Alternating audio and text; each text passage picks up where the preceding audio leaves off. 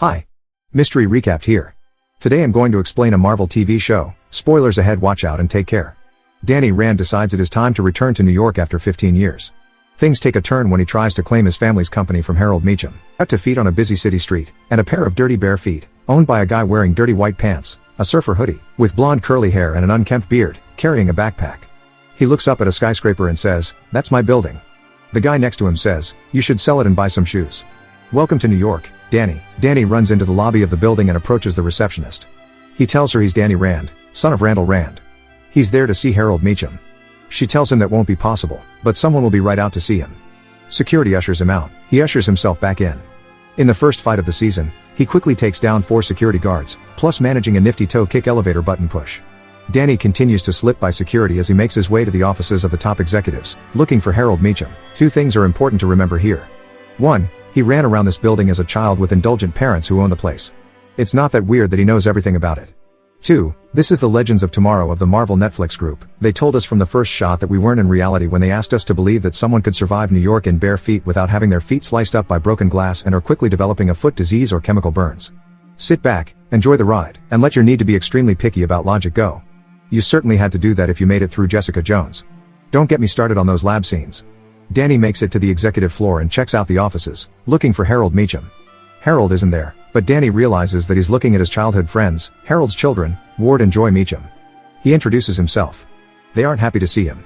They tell him that both he and Harold are dead. In fact, Harold died of cancer 12 years ago. Danny suggests they go somewhere to talk.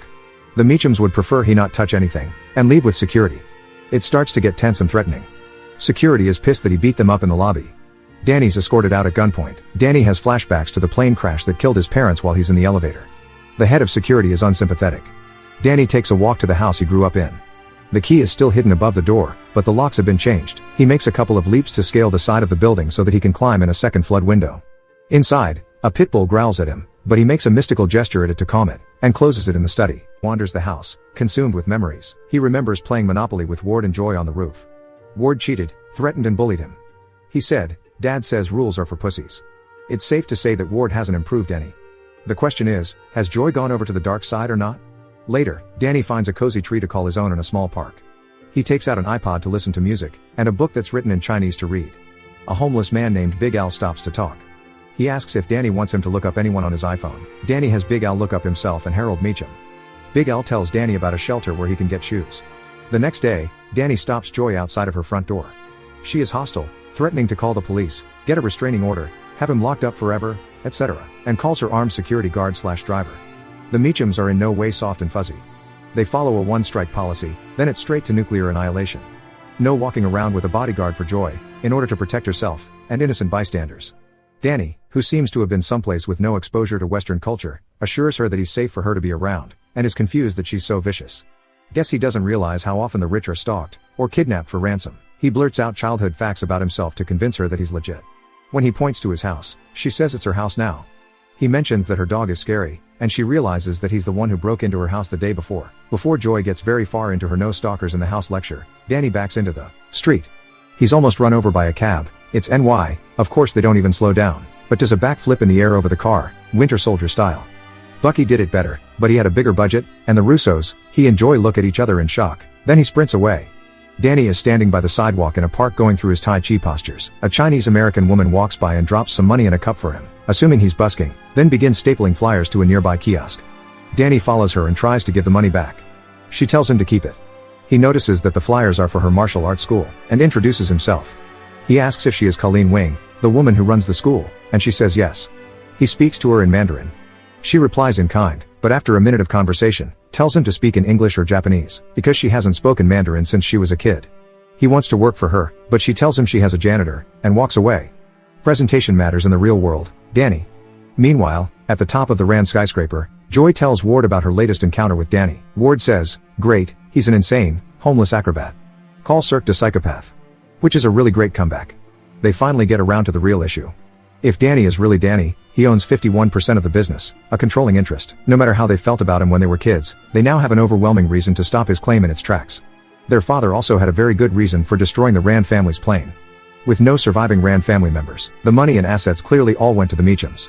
Joy wonders if they should investigate Danny's claim further. Ward thinks this is a setup, some kind of corporate sabotage to make the company look weak. When Ward goes to his car, Danny is there, and drives away with Ward in it. Ward pulls a gun, but Danny disarms him, points the gun at Ward for a moment, then tosses it aside. Danny just wants to know what happened to his parents and their company. He doesn't care about money. Ward tells Danny the basic, publicly available story about the crash, and insists he doesn't know any more. He insists again that Danny can't be who he says he is, and that there's no way Danny can provide proof of identity. Danny replies that he was only 10, he wasn't fingerprinted, and he has no living relatives to check DNA against. Danny says that Ward is as much of a dick as he always was, and goes through a litany of the abuses Ward perpetrated on him when they're younger.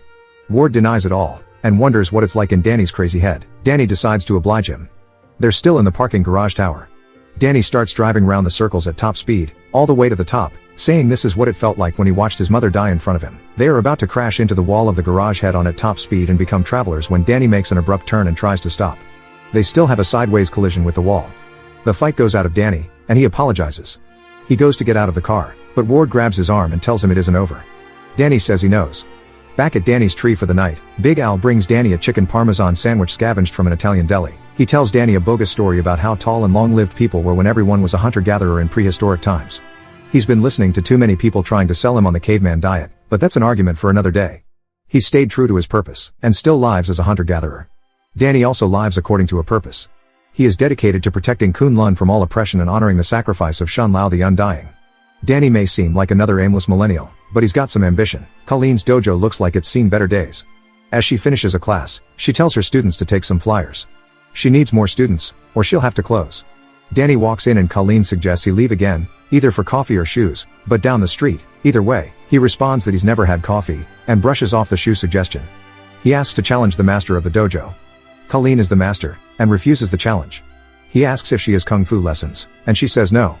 He tries to talk her into letting him teach some, but she throws him out, threatening him with her practice sword. Danny is mildly insulted that she thinks the practice sword would faze him, but he goes. On his way out the door, Colleen hands him a pair of shoes that someone forgot. He sits down on the sidewalk to put on the shoes. As he finishes, the security team from Rand shows up to beat him up, shoot him and probably kidnap him. Colleen hears the commotion outside and follows.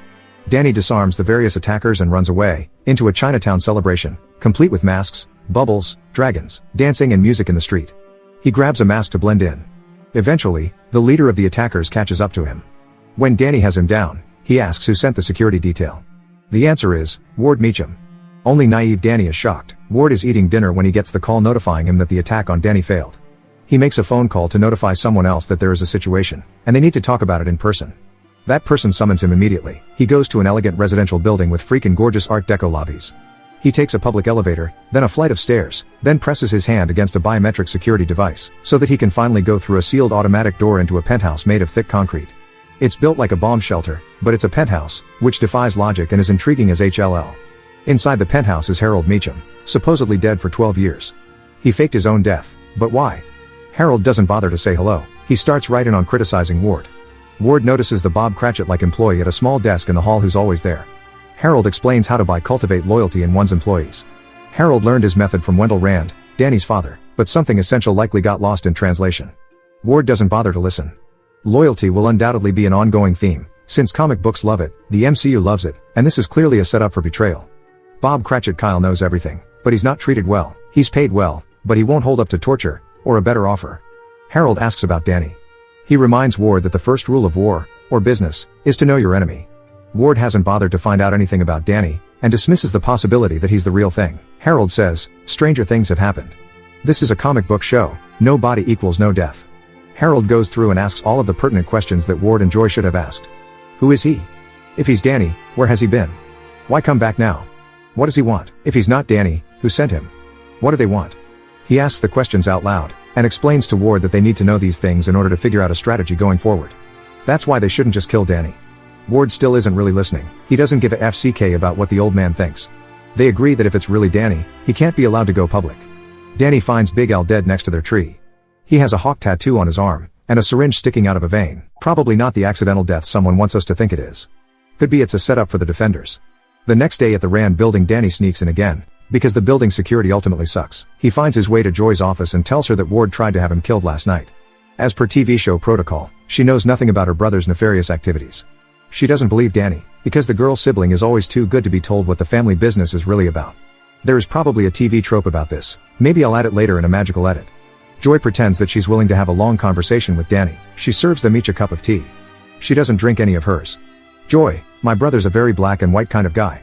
Something's either true, or it isn't. I'm a little more open. You look like Danny Rand. Danny Rand is dead.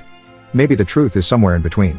Danny, if you wish to know the truth, then hold no opinions. Joy asks Danny to tell his story. We were in our jet, flying over the Himalayas, and things started to go bad. We were flying too low. The plane started to come apart. At this point, Danny becomes disoriented and unable to speak, then collapses on the floor. The tea was drugged. Ward comes into the room, and both Meachums look down at Danny. In his mind, they turn into the monks who found him after the plane crash. He still equates the Meachums with safety and family. They could give a FCK about him, though. The next time Danny wakes up, he is in a mental hospital, heavily drugged, and strapped to a bed. He remembers the moments surrounding the crash explicitly. He was belted into his seat. His mother got up to comfort him, and was sucked out of the plane right in front of him when it began to break apart. His father stayed belted into the seat, but told Danny, "I love you, Danny." After the crash, a radio was lying on the ground, still playing. It was the only sign of life.